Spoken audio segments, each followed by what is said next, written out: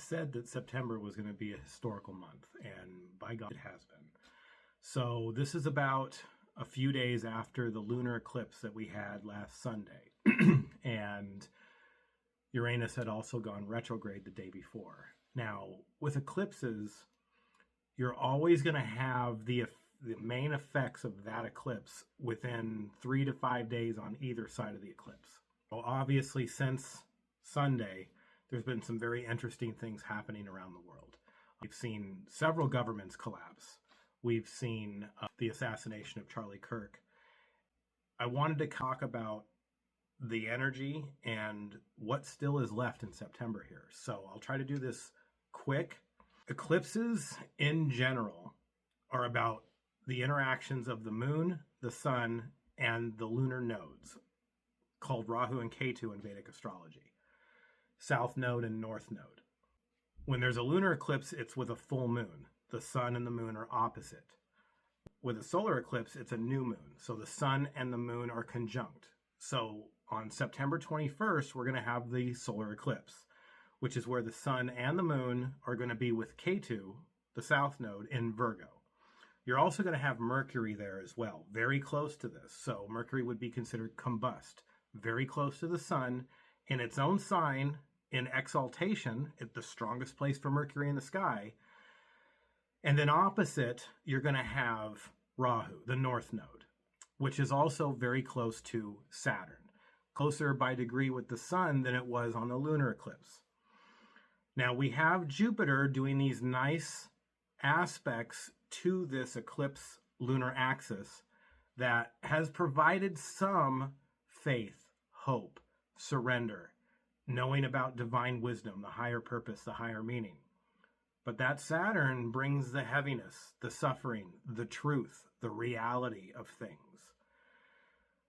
When we've seen what's happened, of course we can look at the events and go, that's amazingly horrible, tragic. But what's just as important are the reactions, how we all react to these things. Now, let's look at the undercurrent that I've been talking about for a long time. It's been in my book, The Great Ontological Shock. We have this Pluto in Aquarius, Neptune right next to Saturn in Aries, and Uranus in Gemini. That is a trine, harmonious relationship between Pluto and Uranus, and then Neptune is sextiled to each of those. So it makes kind of like a kite pattern. And this kite pattern is going to be very apparent on the solar eclipse with the opposition with Rahu down to Ketu, Sun and the Moon, and Mercury. Now, it's been pretty heavy. It's been very serious, all Saturnian qualities. What's going to make the solar eclipse a little bit darker is the fact that you have Mars approaching an exact square with the Pluto in Aquarius. Mars is in Libra. Libra is a natural 7th house. It's about others. Squares are friction. Pluto's the underworld, the deep subconscious urges that we have, our egos, survival, power dynamics. So I don't want to concern everybody, but I want everybody to be aware of the fact that it's heavy, serious energy that could get darker, most likely will get darker. The key here is how we respond. And you have to take into consideration the fact that the Saturn-Neptune play that I've talked about in the past video, where Saturn just dipped back into Pisces, truth is going to go back into this boundless ocean of ideas again. Neptune's going to be right behind it. So we will have another few months of some of this, the reactions that come out of illusion, that come out of places that it's been for a long time in our lives and on the planet for the last decade and a half, where people just stick their head in the sands. Really the theme here is tolerance. Pisces, ruled by Jupiter. Jupiter is kind of the planet of tolerance. And when you start involving Mars and Pluto, start having eclipses, the force of energy that comes out is immense. And it's karmic. And it's heavy. I mean, the sun represents our ego, our identity.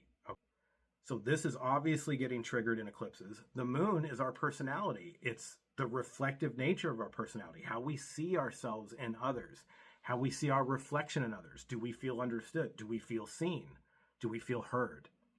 So when eclipses come, whatever has been held down energetically, it just blows its top. And all these other planets that are affecting the energy of this eclipse is going to intensify this energy.